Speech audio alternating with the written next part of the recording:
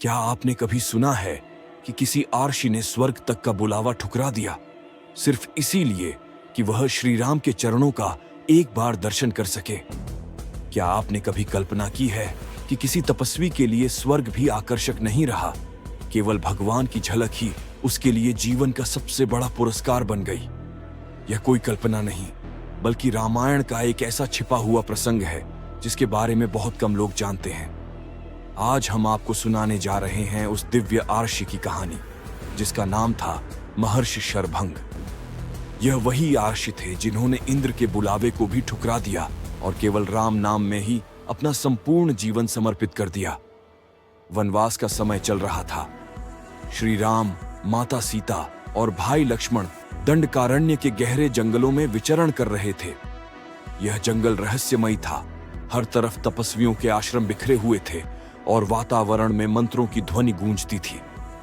एक दिन वे एक ऐसे आश्रम के निकट पहुंचे जहां दूर तक अद्भुत आभा फैली हुई थी।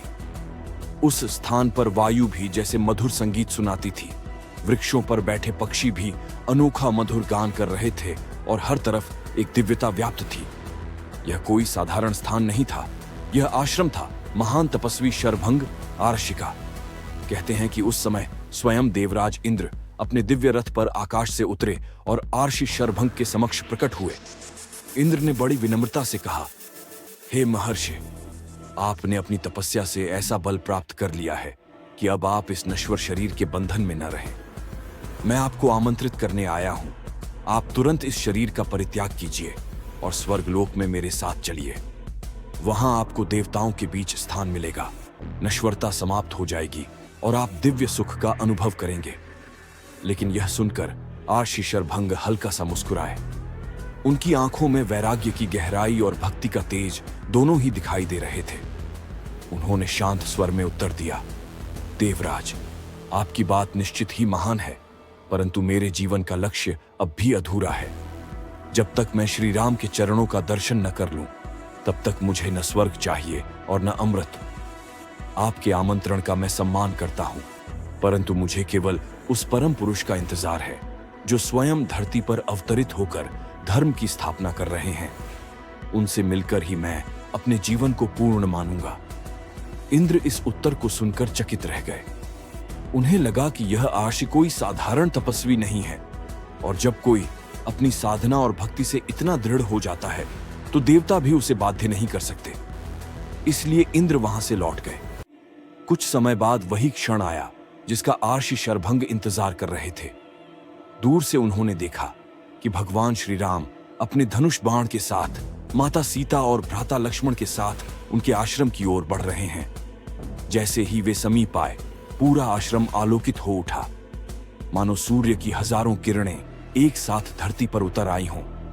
आर्षि शरभंग ने अपने नेत्रों में अश्रु भरकर कहा, प्रभु, अब मेरे जीवन का उद्देश्य पूर्ण हो गया। अब मुझे किसी लोक, किसी सुख, किसी वैभव की इच्छा नहीं है। केवल आपका दर्शन ही मेरे लिए सब कुछ है। श्री राम ने उनकी तपस्या और भक्ति देखकर भावुक होकर कहा, राशिवर, आपका यह भाव ही तीनों लोकों के लिए प्रेरणा है। आप जैसे महान राशियों की तपस्या ही इस धरती को पवित्र बनाए हुए है। आपका नाम सनातन काल तक भक्तों के हृदय में अमर रहेगा। तभी आर्षि ने कहा, प्रभु, अब मुझे केवल एक ही इच्छा है। मैं अपने इस नश्वर शरीर को त्याग कर उसी दिव्यता में विलीन हो जाऊं जहां से सब कुछ उत्पन्न हुआ है। और जाते जाते मैं यह संकल्प करता हूं कि युग युग तक भक्तों के लिए आपकी भक्ति ही सर्वोच्च साधना रहे। यह कहकर आर्षि शरभंग ने अपने आश्रम में एक यज्ञ कुंड प्रज्वलित किया। वे उसमें प्रवेश कर गए और अग्नि ने उनके शरीर को धीरे धीरे भस्म कर दिया। परंतु यह कोई साधारण अग्नि नहीं थी। उसमें से उठने वाली ज्वालाएं दिव्य प्रकाश में बदल गईं। सभी ने देखा कि अग्नि की लपटों से एक अद्भुत ज्योति उठी और वह आकाश की ओर उड़ती हुई धीरे धीरे ब्रह्मलोक में विलीन हो गई। राम, सीता और लक्ष्मण उस दृश्य को देखकर मौन खड़े रह गए। यह कोई मृत्यु नहीं थी, यह तो भक्ति का उत्सव था। यह एक ऐसा त्याग था जिसने दिखा दिया कि स्वर्ग भी उस भक्त के लिए तुच्छ है जो अपने ईश्वर के चरणों का दर्शन कर लेता है। सोचिए जरा, आज के समय में मनुष्य भौतिक सुख के पीछे भागता है। स्वर्ग जैसे सुख की तो वह कल्पना भी नहीं कर सकता। लेकिन महर्षि शरभंग ने वह स्वर्ग ठुकरा दिया, सिर्फ इस कारण कि वे राम के चरणों के दर्शन करना चाहते थे। यह प्रसंग हमें सिखाता है कि सच्ची भक्ति वही है जिसमें कोई स्वार्थ न हो, न मोक्ष की चाह, न स्वर्ग की, केवल प्रभु के चरणों का दर्शन ही सब कुछ हो। अगर आपको यह कहानी सुनकर हृदय में भक्ति का भाव जगा है तो कृपया इस वीडियो को लाइक करें, अपने दोस्तों और परिवार के साथ साझा करें और हमारे चैनल को सब्सक्राइब जरूर करें ताकि ऐसी ही अनसुनी और दिव्य कथाएं आप तक हमेशा पहुंचती रहे। आपका एक छोटा सा समर्थन हमें और भी अधिक प्रेरणा देता है। कहते हैं, जब रामायण की कथा सुनाई जाती है तो देवता भी अदृश्य होकर उसे सुनते हैं। और आज आपने जो सुना, यह कोई साधारण प्रसंग नहीं, बल्कि भक्ति का सर्वोच्च शिखर है। उस आर्षि का नाम आज भी उतना नहीं लिया जाता जितना अन्य प्रसिद्ध पात्रों का लिया जाता है, परंतु उनका यह त्याग हम सबके लिए सबसे बड़ा मार्गदर्शन है।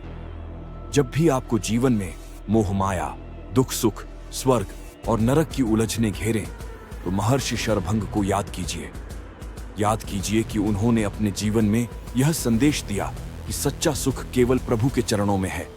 वही शरण अंतिम शरण है, वही दर्शन जीवन का परम लक्ष्य है। तो भक्तों, यह थी आर्षि शरभंग की अमर कहानी, जिसने हमें यह सिखाया कि जब राम स्वयं इस धरती पर हों तब स्वर्ग का भी कोई महत्व नहीं रहता। भगवान के चरणों का एक बार दर्शन ही वह पुण्य है जिसके सामने सारे लोक और सारा वैभव तुच्छ है।